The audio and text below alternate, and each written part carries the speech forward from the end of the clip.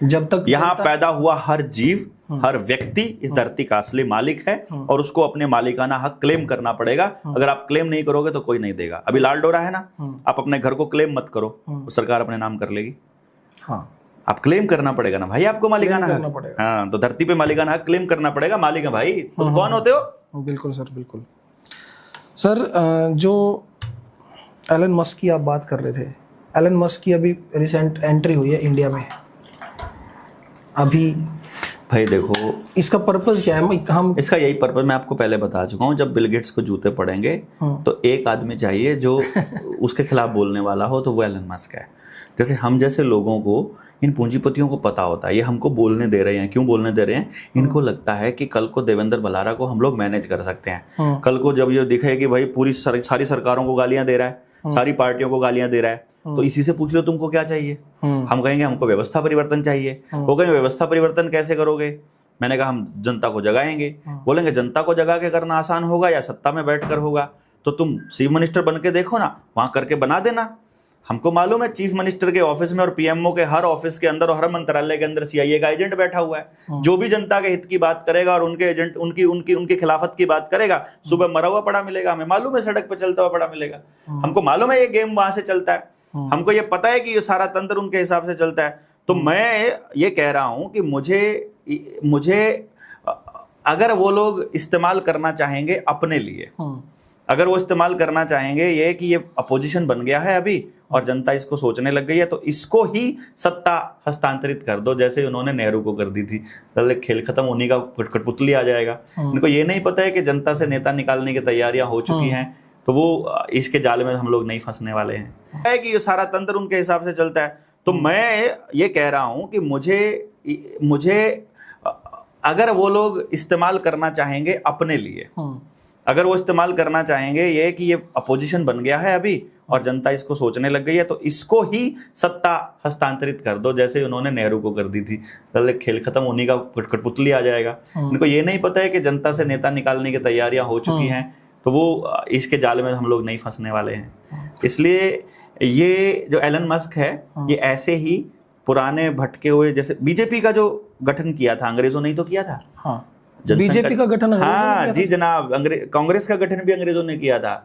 कांग्रेस के बारे में तो भाई आपको हर क्लास में पढ़ाया जाता है ना कि कांग्रेस की स्थापना किसने की थी। कांग्रेस का तो नाम सबको पता है। बीजेपी को भी तो उसी टाइम पे तो सरकार, जब एक बात बताओ आप, सरकार ही अंग्रेजों की थी, उनकी मर्जी के बिना कोई संगठन तैयार हो सकता था? अंग्रेजों की ही सहमति से जनसंघ बना था कि भविष्य में जब लोग कांग्रेस से दुखी हो जाएंगे और परेशान हो जाएंगे, तो आपको एक ऐसा पंचिंग बैग चाहिएगा या एक ऐसा आदमी चाहिएगा जो उन्हीं का हो, उसको बना दो। तो कांग्रेस के खिलाफ जो जहर उगला लोगों ने, कहाँ जाए फिर अब? तो ये आ गया, बीजेपी आ गई। अब पता चल रहा है वो चोर थे तो ये तो मतलब लुटेरे डाकू निकले, हरामखोर निकले। फिर इससे भी दुखी हो जाए तो कहाँ जाए? तो फिर आम आदमी पार्टी के नाम पर अरविंद केजरीवाल खड़ा कर दिया। अब गेम देखो कितना खेला है। जहां कांग्रेस पूर्ण बहुमत में है वहां पर बीच में सीधा बीजेपी नहीं आ सकती है, तो डायरेक्ट आम आदमी पार्टी आ गई। दिल्ली का सीन देखो, आम आदमी पार्टी, फिर आम आदमी पार्टी गायब और बीजेपी। अभी पंजाब में होने वाला यही, अकाली से और कांग्रेस से छुटके अब आम आदमी पार्टी। अब अगली बार आम आदमी पार्टी हो सकता है आए, हो सकता है ना आए, लेकिन बीजेपी की एंट्री वहां पर हो जाएगी, क्योंकि अब पंजाब में दंगे होंगे जैसे दिल्ली में होकर के आया है। पूरा गेम स्क्रिप्ट के हिसाब से चलता है। लोगों को लगता है कि बीजेपी आ रही है, जबकि पहला ही सारा ईवीएम से सारा सेट हो चुका होता है। उसी का हिस्सा एलन मस्क है और उसी को इस्तेमाल करके ये लोग हमको छोड़े हुए हैं अभी तक। हमें मतलब जिस तरह से मैं सरकार का विरोध कर रहा हूं, उस हिसाब से इनको अभी तक टपका देना चाहिए था। मेरा काम इनको कर देना चाहिए था, लेकिन इनको ये लग रहा है कि शायद इसको आने वाले समय में हम मैनेज कर लेंगे। इसको ये नहीं पता है कि मैनेज करने वाला समय आने से पहले अपने जैसे हजारों तैयार करके जाऊंगा मैं, उससे पहले हम कर ही देंगे तैयार। और हरियाणा में क्या होगा सर? हरियाणा के बारे में कोई प्रेडिक्शंस हैं? कब? अभी नेक्स्ट इलेक्शंस में। नेक्स्ट इलेक्शन जो अभी जो ट्रेंड हम देख रहे हैं, जो आदमी एक बार भी चुनाव लड़ चुका है उसको जूते पड़ने वाले हैं हरियाणा में। ये जेएसएम की तरफ से बोल रहे हैं। 100% जूते पड़ने वाले हैं, बहुत बुरी तरह से, बहुत ही बुरी तरह से। मतलब आपको साल 2 साल में दिखना स्टार्ट हो जाएगा कि होगा, ये होगा। क्योंकि हरियाणा ने जैसे लॉकडाउन तोड़ करके, हम लोगों ने वैक्सीनेशन बंद करा के, हम लोगों ने मास्क हटवा के और स्कूल खुलवा के जो ट्रेंड चालू किया था, अपार का विरोध किया, स्कूल कहाँ बना अपार आईडी? 50% से भी कम बना। स्कूलों के प्रिंसिपल्स को नोटिस आ गया कि तुम्हारी तनख्वाह नहीं निकलेगी, तुमको बनाना। अब नीचे नीचे बना रहे हैं, जबरदस्ती बना रहे हैं, छुप के बना रहे हैं, जैसा मर्जी कर रहे हैं। तो वो लोगों ने खड़ा होकर के इसका विरोध करना शुरू किया। अब तो बच्चों को लगने वाले वैक्सीन के विरोध में भी लोग आने लग गए हैं, पता लगने लग गया उसका क्या है। हमने उनको बता दिया था, भैया जो कोरोना की वैक्सीन का फायदा है वही फायदा बच्चों को लगने वाली वैक्सीन का है, वही फायदा आपकी बच्चियों को जो सिविक सर्वाइक कैंसर के नाम पर लग रहा है उसका फायदा है, जितना आपकी, वही फायदा जो सरकार आपको ये सैनिटरी पैड दे रही है वही फायदा उसका है। सब में ग्राफीन ऑक्साइड डाल करके दे रहे हैं वो लोग। और इसका काम क्या है सर, ग्राफीन ऑक्साइड का मेल? वो बोलूंगा तो उड़ जाएगा, आपका चैनल उड़ जाएगा। चलो फिर इसको समझ लो, बस जो कोरोना का काम है, कोरोना वाली वैक्सीन का, वही होने वाला है। कोरोना वैक्सीन से जितना फायदा हुआ है ना गांव वालों को, देश वालों को, उतना ही फायदा होगा इन सब चीजों से। आपकी जो आवाज है सर, लोग सुनते नहीं है सर, समझते हैं। धीरे धीरे बोलना भी शुरू करेंगे। बोल रहे हैं, अब आप कोई बोल रहे हैं भाई साहब। वो जब जाते हैं ना बैंक वालों से मिलते हैं, हमारे वाले साथी बोलते हैं ये सारे वकील हैं भाई, पता नहीं कौन है, कहाँ से लत गया। हमारे हरियाणा में आजकल सर ये म्यूजिक इंडस्ट्री ग्रो कर रही थी। देखिए सही और गलत मैं उस पर नहीं जाऊंगा। तो जो हमारा जो अभी म्यूजिक इंडस्ट्री है, जो नए कलाकार हैं, कुछ बच्चे आए हैं आगे काम कर रहे हैं, या जो भी उसके पीछे पर कोई कलाकार नहीं है। ओके, भांड है सबके सब। ओके, भांड है भांड। म्यूजिक ये थोड़ी ना होता है। मतलब ये ये म्यूजिक होता है। उनके लिए आपका सर क्या कोई मैसेज, क्या स्टेट मैसेज हो सकता है, क्या मैसेज हमारे जो हरियाणा के कलाकार हैं? हरियाणवी कल्चर को कौन प्रमोट कर रहा है यार? कोई है? हरियाणा को कौन प्रमोट कर रहा है? रेयरली कोई दिखाई। हरियाणवी के नाम पर सब नौटंकी चल रही है। जब आप असल हरियाणवी कल्चर को जिस दिन प्रमोट करोगे ना, उस दिन हम उनको बोलेंगे, अदरवाइज तो वो बॉलीवुड का ही हिस्सा है। यार अपने लोगों को गलत मैसेज दे रहे हैं, कुछ पता ही नहीं उनको क्या क्या बना रहे हैं वो लोग। मतलब एआई से बना के, धुन बना करके, और उसके ऊपर कुछ भी बकवास करने को वो कलाकारी बोलते हैं। कभी म्यूजिक बैठ करके म्यूजिक को गहराई से समझेंगे, साधना होती है म्यूजिक यार। पर वो मतलब ध्यान साधना की जैसा होता है, परमात्मा से मिलने का रास्ता होता है। इतनी पवित्र चीज को कचरा बना के रख दिया इन लोगों ने। हमारा जो यूथ है, कोई म्यूजिक का कलाकार, संगीत का कोई कलाकार यदि एग्रेशन में आता है और किसी के विरोध में ऐसा करता है, वो कलाकार हो ही नहीं सकता है। कलाकार तो सीधा जुड़ा हुआ आदमी होता है यार। जो हमारा यूथ है सर, क्या रीजन है कि वो इंस्पायर हो जाता है सॉन्ग से इतना जल्दी? ये कोई फिजिकली या हमारे जो हार्मोन्स हैं उनसे रिलेटेड कोई दिक्कत है, या फिर देखो समझ का भी रोड़ा है। और जिसके अंदर म्यूजिक पड़ा है, जैसे हम ये बताते हैं ना कि ये बच्चा म्यूजिक के लिए बना है, जब उसे असल म्यूजिक कनेक्ट होने वाला नहीं मिलेगा, तो कैसा ही भी म्यूजिक मिलेगा वो कनेक्ट होगा। ओके, जो अंदर पड़ा है ना, तो वो जुड़ेगा, भागेगा वो उसकी तरफ। जैसा भी होगा उसका ट्रैक जैसा भी होगा यार। ये थोड़ी ना है आपके टाइम पर अगर प्यार तुम्हें भेजा है खत में, इस तरह का गाना था तो हम वो गुनगुनाते होते थे। हैं? ए मेरे वतन के लोगों आने लग गया, ए मेरे वतन के लोगों। आपको यूथ ए मेरे वतन के लोगों गाते भी तो मिलेंगे। जिसके घर में वो कल्चर है उसको को वो गाता मिलेगा। जिसको ये कल्चर है उसको ये गाता मिलेगा। इससे ये नहीं है कि किसकी तरफ अट्रैक्ट हुआ, जो मिलेगा। बच्चा एक स्पंज की तरह है, छई चूस हो जाकर है ना, मतलब रुई का, कॉटन का, उसको जिसमें डाल दोगे उसी को चूस लेगा। लाल रंग में डालोगे लाल, काले में डालोगे काला, म्यूजिक में डालोगे म्यूजिक, गुंडागर्दी में डालोगे गुंडागर्दी, रेप कल्चर में डालोगे रेप कल्चर। जो आएगा मोबाइल पर उस वैसा ही हो जाएगा वो। और मोबाइल में वो लोग ट्रांसफर क्या भेज रहे हैं। हमारे कलाकारों की रिस्पॉन्सिबिलिटी बनती है कि बहुत ज्यादा बनती है, बहुत ज्यादा अच्छा कंटेंट। देखो वो लोगों के पास इतनी कला है कि वो 3 मिनट में पूरी कहानी कह सकते हैं गाने के माध्यम से। उनके पास इतनी कला है कि वो अपनी बातों को शॉर्ट में और अच्छे शब्दों का इस्तेमाल करके कर सकते हैं। तो उनकी ये मोरल रिस्पॉन्सिबिलिटी बनती है समाज के प्रति। गाना ना चले वो कहते सुनता कौन है। अरे तुम किसी को सुनाने के लिए कलाकार हो यार, कला की साधना करने के लिए कलाकार हो। कलाकार तो अपनी कला में मस्त होता है, उसे अपने काम से मस्त है। अब मैं यार पेंटर अपनी पेंटिंग बना रहा हूँ, किसी को दिखाने के लिए थोड़ी बना रहा है। अंदर जो आ रहा है वो उसको छाप रहा है, उसको बना रहा है। अंदर जो आ रहा है वो उसको बजा रहा है, अंदर से आ रहा है वो बजेगा, वो कलाकार है। वो कलाकार थोड़ी ना जो दूसरों को क्या अच्छा लगता है ये सोचकर बना रहा है। ये नहीं, वो अपने अंदर से गा रहा है। अगर वो कनेक्टेड होगा तो आसपास पॉजिटिविटी फैलाता चला जाएगा। आप देखिए ना, उसको सुनिए आप कभी, अपना कंवर ग्रेवाल, देखिए आप उसको सुनिए, वो अपनी मस्ती में गा रहा है, लोग अपने आप अट्रैक्ट हो रहे हैं जो उस फ्रीक्वेंसी के हैं, और इनकी जरूरत ही नहीं है। वो संगीत सुन के देखिए आप, उनके उन शब्दों को सुनिए आप, और देखिए फिर क्या है। असल संगीत सुनना है आज के वक्त का, उनको सुनिए, जैसे शिव बटालवी को सुन के देखिए।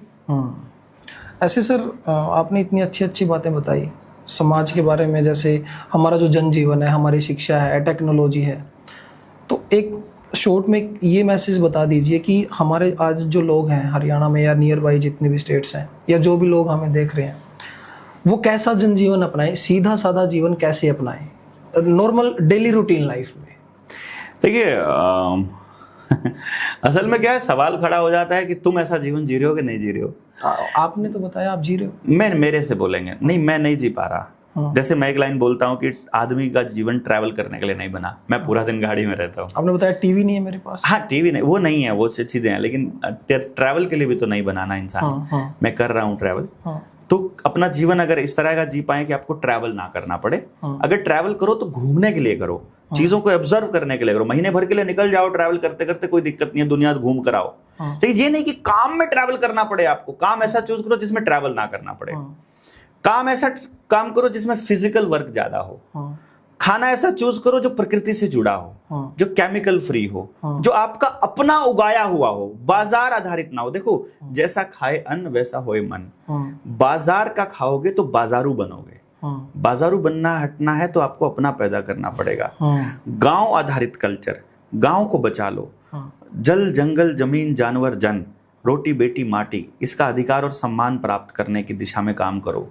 जंगल आधारित अर्थव्यवस्था बनाने की कोशिश करो। बिल्कुल। पैसे की कहीं पर भी इस्तेमाल करने की जरूरत ना पड़े, ऐसा जुगाड़ करने की कोशिश करो कि पैसे के बिना कैसे चलना है। वैसे लेन देन में काम चल जाए, लेन देन में काम चल जाए, नहीं तो आप अपना बनाना शुरू करो। आपको लकड़ी का काम करना है, मतलब मेरा तो ऐसा मन करता है खुद ही लकड़ी का काम सीखूं, खुद ही ये सारे काम करूं, और अपने घर को खुद अपने हाथ से सजाऊं, अपने हाथ से अपने दरवाजे बनाऊं, अपने हाथ से अपना बेड तो खैर नहीं चाहिए होता है, नीचे सोना बेस्ट है, अदरवाइज खाट इज द बेस्ट पोर्शन। मतलब घरों से डबल बेड उठा के फेंक दो अगर हो सके तो।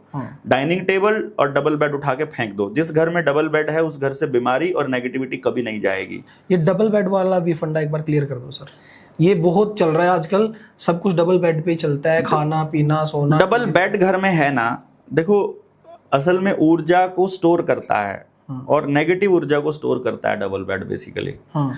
एक बार जिस डायरेक्शन में फिक्स हो गया उसी डायरेक्शन में फिक्स हो जाएगा।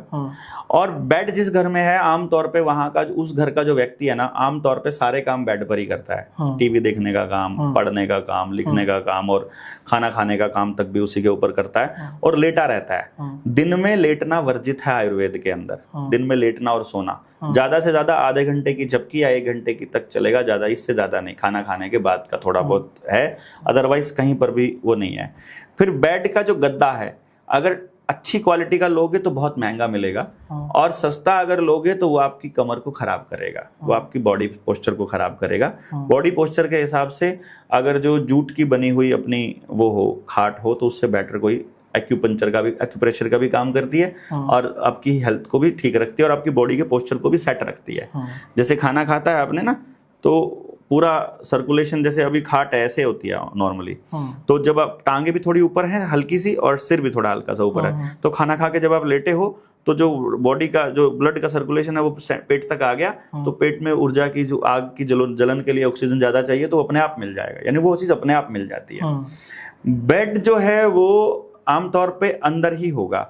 खाट को आप जहां मर्जी बिछा सकते हैं। बिल्कुल सही बात है। तो कोशिश कीजिए कि आप बाहर सोएं। अगर बाहर सोने में दिक्कत है कि शोर आ रहा है, तो पूरे समाज को जगाना पड़ेगा कि 8 बजे के बाद व्हीकल्स बंद कर दो। अगर लाइट्स परेशान कर रही हैं तो लाइट्स बंद करने का, यानी कि वो हमारे पुरखों वाली बात समझनी पड़ेगी कि वो क्यों लाइट नहीं चाहते थे। अगर आप घर के अंदर एक बार एक्सपेरिमेंट करके देखना, मेरे कहने से, मैं जो कह रहा हूं उस पर आप करके देखना, और फिर मुझे देना 1 हफ्ते बाद रिव्यू।